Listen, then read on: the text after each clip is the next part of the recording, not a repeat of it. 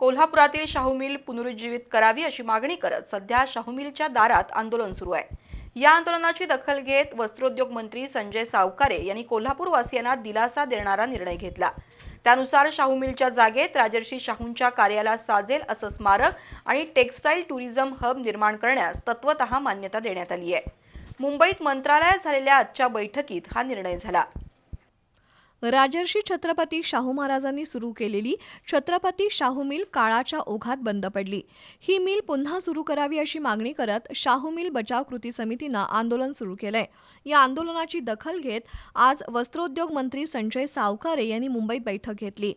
राजर्षी शाहू महाराजांच्या कार्याला आणि विचारांना साजेसं स्मारक आणि महाराजांच्या नावानं टेक्सटाईल टुरिझम हब निर्माण करण्यास वस्त्रोद्योग खात्यानं तत्वतः मंजुरी दिली।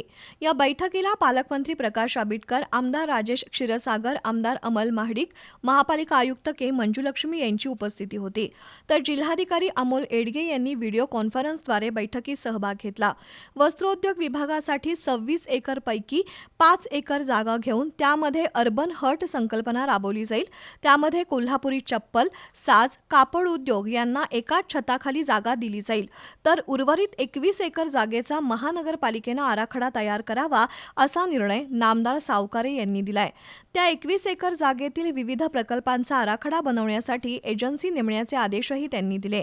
शाहू मिलमधील चिमणी कोल्हापूरच्या औद्योगिक क्रांतीची आणि वैभवशाली इतिहासाची खूण आहे। त्यामुळे चिमणीला कोणताही धक्का न लावता संवर्धन करावं अशी सूचनाही नामदार सावकारे यांनी दिली।